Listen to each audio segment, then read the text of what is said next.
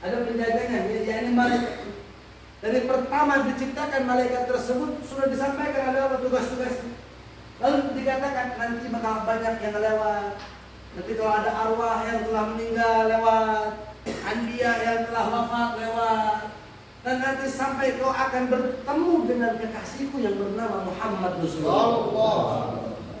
Jadi intinya, antum ketahui bahwa saya di saat itu Allah menyebutkan nama kekasih Allah Subhanahu wa taala yang bernama Muhammad Rasulullah akan melewati di setiap pintu langit. Maka itu pintu langit setiap hari menunggu saatnya ketika kekasih Allah itu lewat. Bayangkan, puluhan, ratusan, ribuan tahun yang lalu, ribuan tahun lamanya mereka menanti kedatangan kekasih Allah Muhammad Rasulullah Sallallahu Alaihi Wasallam. Maka ketika Jibril menjawab ma'i Muhammadun, bersamaku adalah Nabi Muhammad Sallallahu Alaihi Wasallam, maka malaikat tersebut katakan, awadud bu'itha alaih, apakah sudah datang Nabi Muhammad utusannya? Enggak datangnya, akhirnya undangan anak. Benar ini Nabi Muhammad? Naam, betul. Maka dibuka pintu langit tersebut dengan gemuruhan malaikat. Dan malaikat tersebut mengatakan, marhaban bihi fa ni'mal maji'u ja'a. Selamat datang Nabi Muhammad sallallahu alaihi wasallam, sebaik-baiknya kedatangan telah tiba. Cek malaikat. Allah, anu ngalewat harinya loba malaikat. Oh, malaikat Jibril setiap hari ngalewat pintu langit. Setiap hari ngalewat pintu langit. Para anbiya, para rasul melewati di tempat tersebut, tapi tidak ada yang seistimewa ketika datangnya Rasulullah SAW.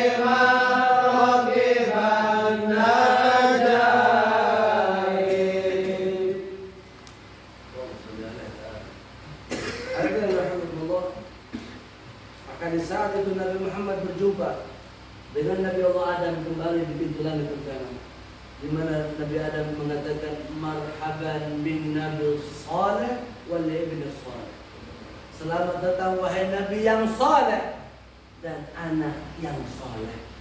Nabi Muhammad adalah anaknya Nabi Adam, keturunan Nabi Adam, seperti sama dengan kita hari ini. Berjumpa dengan Nabi Nuh, itu Nabi Nuh katakan marhaban bin Nabi saleh wal ibn saleh. Berjumpa dengan Nabi Allah Ibrahim alaihi salatu wasalam, Nabi Ibrahim katakan marhaban bin Nabi saleh wal ibn saleh. Berjumpa dengan Nabi Ismail, Nabi Ismail katakan marhaban bin Nabi Saleh wal ibn Saleh. Berbeda tapi dengan Nabi Ishaq.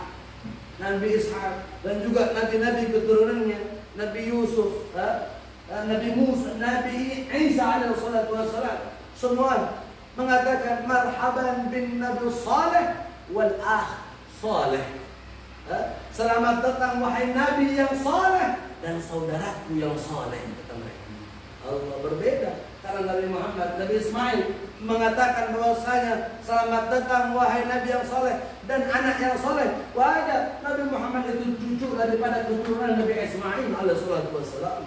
Berbeda dengan Nabi yang lain. Itulah sambutan mereka ketika datangnya Rasulullah Sallallahu Alaihi Wasallam. Maka ketika Nabi Muhammad naik ke pintu langit kedua sampai pintu langit ketujuh, itu seluruh malaikat menyambut dengan kata-kata yang tadi seperti yang saya ceritakan di Sahih Bukhari. Marhaban bihi fa ni'mal maji'u jaha. Sallu ala Nabi Muhammad sallallahu alaihi wasallam. Hadirin, diceritakan, ini cerita yang indah yang ditulis oleh Imam Muhammad al-Mushiri di dalam syair yang indahnya dan ana baca di dalam syarah yang indahnya. Di mana Nabi Muhammad ketika melewati pintu langit pertama, dilewati pintu langit tersebut banyak malaikat, dan ada anbiya. Dan ketika Nabi Muhammad melewati mereka semua, itu mereka mengikuti di belakang Rasulullah SAW. Jadi Nabi Muhammad lewat, ya, kabeh malaikat ikut di belakang barisan Rasulullah. Nabi Muhammad lewat, malaikat dan anbiya mengikuti di belakang barisan Rasulullah sampai di pintu langit ketujuh. Pintu langit ketujuh di mana di situ? Dan malaikat Jibril alaihissalam katakan kepada Rasulullah, ya Rasulullah, aku tidak bisa mampu untuk menemanimu sampai ke atas sana. Dan jikalau kau teruskan perjalananmu, kata Jibril, maka aku akan terbakar dengan besarnya cahaya di atas sana, ya Rasulullah. Padahal malaikat diciptakan oleh Allah dari cahaya, maka terbakar dengan cahaya dulu. Dan bahkan Nabi Muhammad SAW itu berangkat sendirian tanpa ditemani oleh Jibril alaihissalam. Ketika itu perbatasan itu malaikat melihat Nabi sampai tak terlihat Rasulullah. Yang terlihat hanyalah cahaya. Dan ketika Nabi Muhammad lewati tersebut, malaikat tak bisa melihat bagaimana keadaan Nabi Muhammad di atas sana. Tak bisa terlihat. Dan disitulah Nabi Muhammad benar-benar merasa sendiri. Dan ketika melewat dari perbatasan tersebut, tak lama Nabi Muhammad melihat ada pintu Sidratul Muntaha. Itu pintu belum pernah terbuka sebelumnya, belum pernah terbuka sekalipun sebelum dan sesudah Rasulullah, tidak akan pernah terbuka. Melainkan di saat itu, ketika Nabi Muhammad mulai mendekat pintu tersebut terbuka dan bergetar menyambut kedatangan Rasulullah SAW. Pintu Sidratul Muntaha menyambut Nabi Muhammad SAW. Itu pintu otomatis terbuka ketika Rasulullah datang. Dan ketika Nabi Muhammad melewati pintu tersebut, di mana Nabi Muhammad berjumpa dengan Sayyidul Wujud. Nabi Muhammad berjumpa dengan Rabbul Alamin, Allah Subhanahu wa Ta'ala. Dan ketika itu Nabi Muhammad katakan kepada Allah Subhanahu wa Ta'ala, At-tahiyyatul mubarakatus salawatu thayyibatu. Maka Allah tatkala melihat Nabi Muhammad SAW, kekasihnya yang dicintainya itu datang, Allah katakan, Assalamu alayka ayyuhan nabi wa rahmatullah wa barakatuh.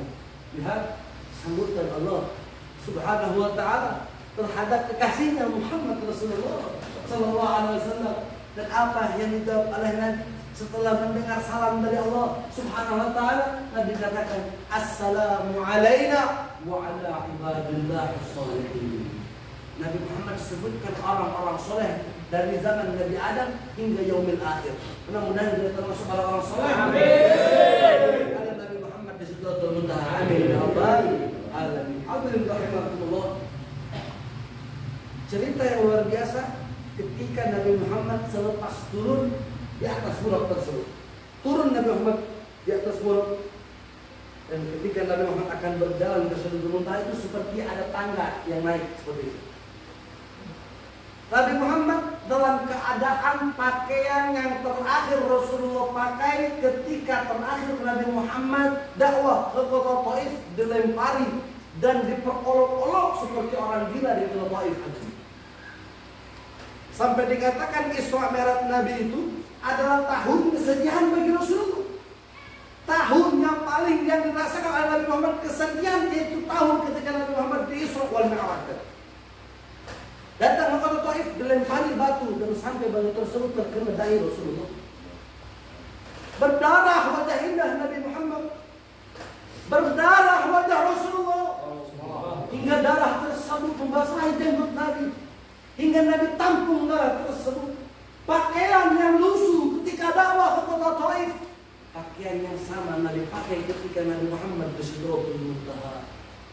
Sendal yang sama ketika Nabi Muhammad pakai dakwah ke kota Taif, sendal yang lusuh, sendal yang bekas ada darah Rasulullah SAW pun sama dipakai ketika Nabi Muhammad berhadapan dengan Rabbul Alamin di Sidratul Muntaha.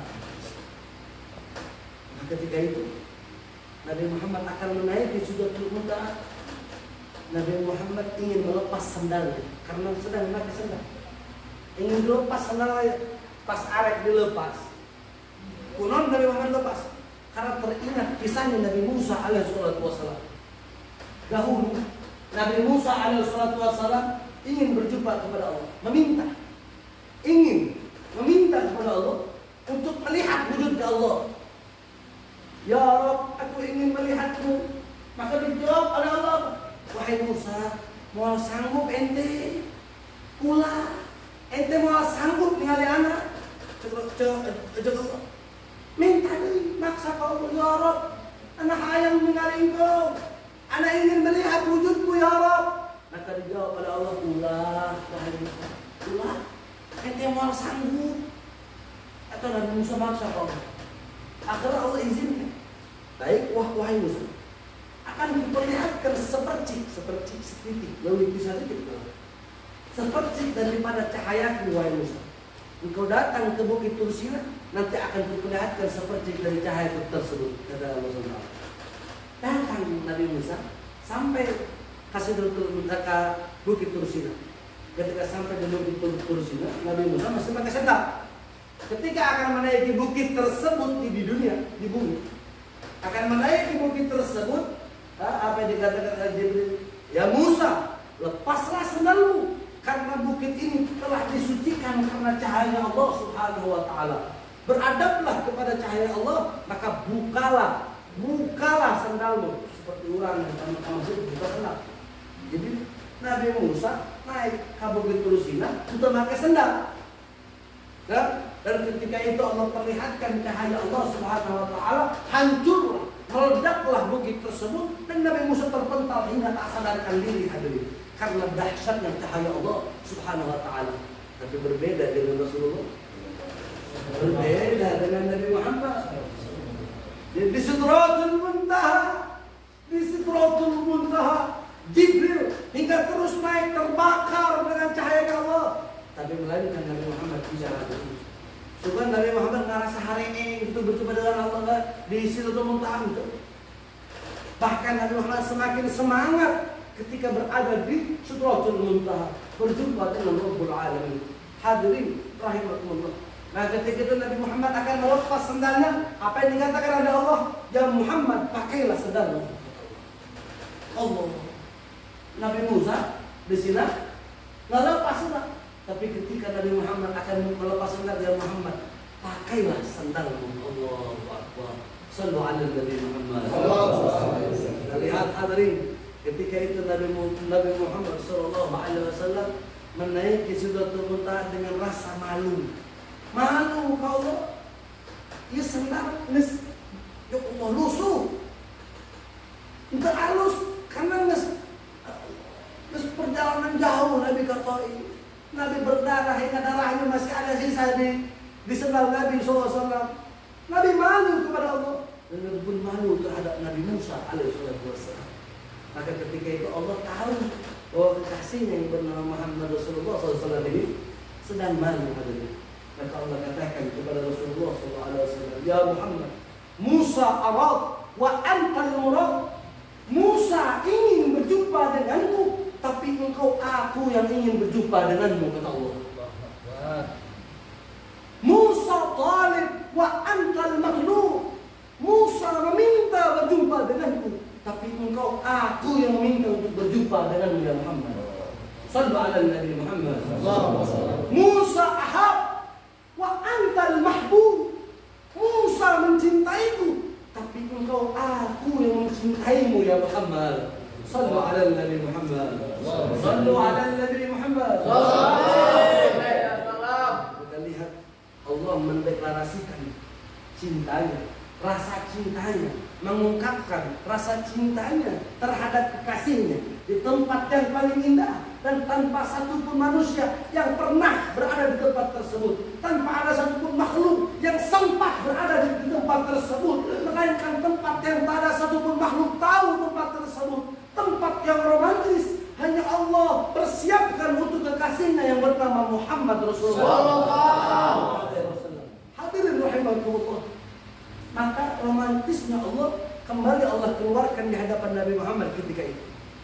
Apa yang dikatakan oleh Rabbul Alamin, Allah Subhanahu wa taala?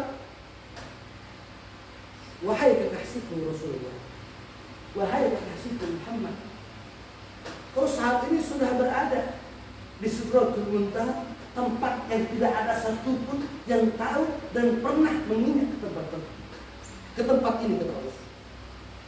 Engkau saat ini sedang bersamaku. Hanya aku dan dirimu di tempat ini ya Muhammad. Apa yang kau minta saat ini ya Muhammad? Allah hayang nyaho keinginan kekasinan naon? Kahayang kekasinan naon? Maka lihat, lamun Nabi ngomong digobol Allah. Gobol di Sidratul Muntaha. Itu Nabi Muhammad lain minta doa di Madinah, lain minta doa di Haram di hadapan Ka'bah lain. Nabi Muhammad ini minta di hadapan Allah, tapi di tempat yang spesial di Sidratul Muntaha. Minta diizin, langsung digobol oleh Allah Subhanahu wa taala. Maka ketika itu apa yang Nabi Muhammad minta? Apa yang Nabi Muhammad ucapkan kepada Allah Subhanahu wa taala? Nabi Muhammad katakan, "Ya Rabb, ana la atluba li Aminah allati waladatni wala Fatimah bid'atu minni wa innama atluba li ummati," kata Rasulullah.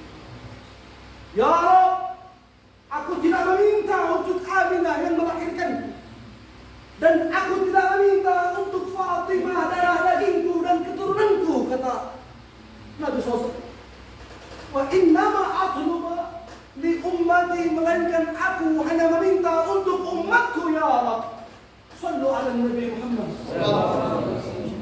Lihat Rasulullah dalam keadaan yang indah, dalam keadaan yang istimewa, dalam bahagianya Nabi Muhammad, masih yang disebut kalian sebagai umat. Dalam susah Nabi yang disebut kalian sebagai umat. Dalam berdarahnya Nabi, dalam tangisannya Nabi, dalam susahnya Nabi, yang diingat adalah kalian. Dan dalam bahagianya Rasulullah, dalam senangnya Rasulullah, dalam sukacitanya Rasulullah, rahmat yang terbesar yang pernah Rasulullah alami, yakni berjumpa dengan Allah di tempat tersebut, Nabi Muhammad sebut adalah kalian sebagai umat Nabi. Assalamualaikum.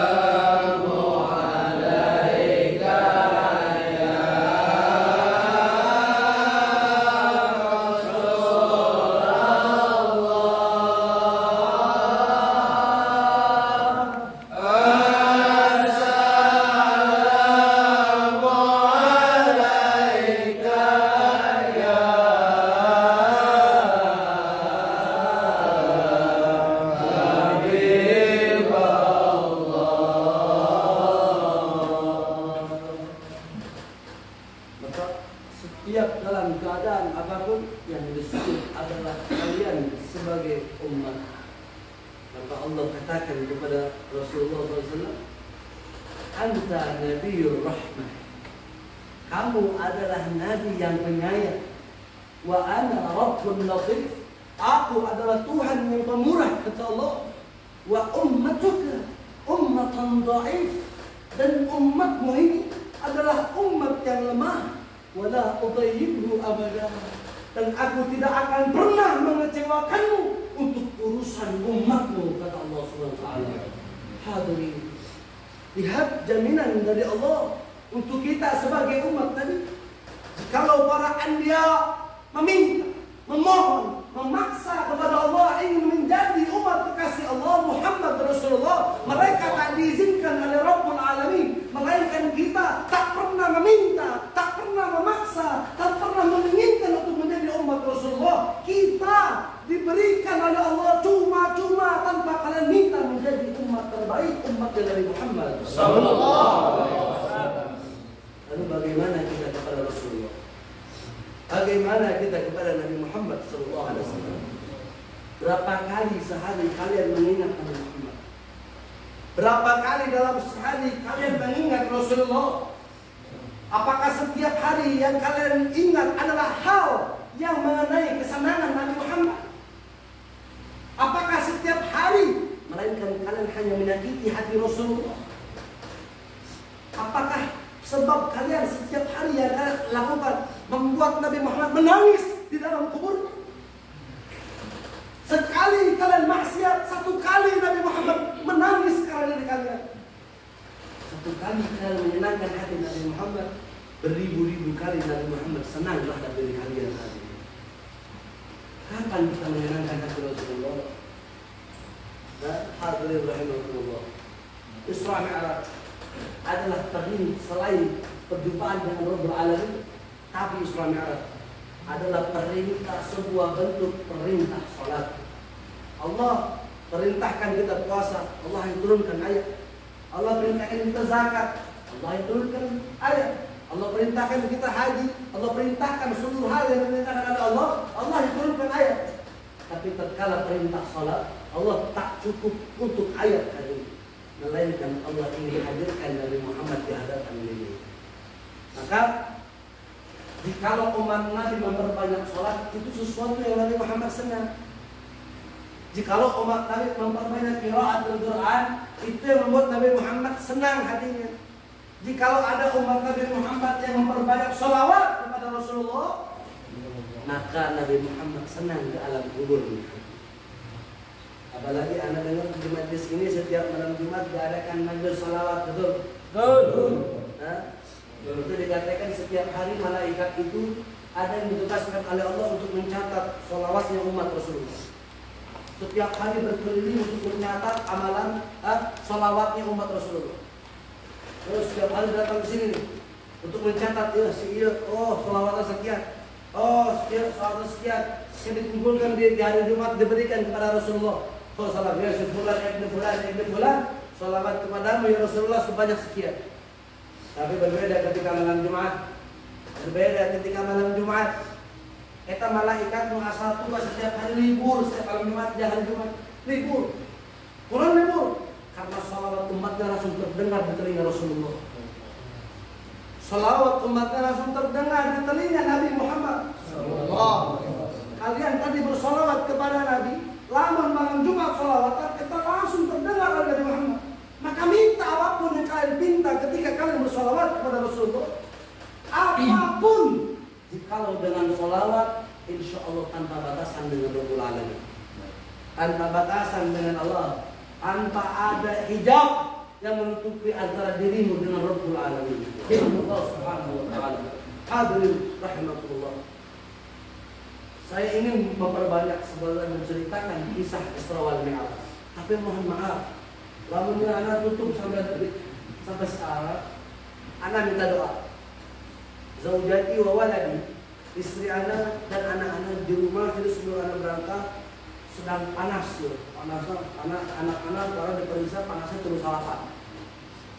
Istri anak sama, tapi anak tinggalkan hanya untuk menyenangkan hati Rasulullah, hanya untuk menyenangkan hati baginda Rasulullah Muhammad SAW. Mudah-mudahan dakwahnya hanya ingin menyampaikan risalah apa yang disampaikan oleh Rasulullah dan anak sampaikan kepada Rasulullah. Mudah-mudahan ini menjadi sebab saat ini istri anak dan anak-anak sehat. Amin. Mudah-mudahan anak pun sehat. Amin. Anak sehat. Amin. Anak sehat. Amin. Anak jujur, anak kebetulan anak, tapi anak insya Allah, anak yakin, anak pulang juga sehat. Amin. Sehat. Amin. Amin. Itu saja yang bisa saya sampaikan. Mohon maaf lebih kurangnya. Apa yang minta maaf dan mohon maaf. Anak tos langsung pada ini terbiasa makan atau air dan mohon terbiasa. Ampun terbiasa karena tadi istri anak terus mau terus anak. Ya, mudah-mudahan sehat, anda sehat. Amin. Ayana berkumpul di dunia. Mungkin insyaallah kita berkumpul.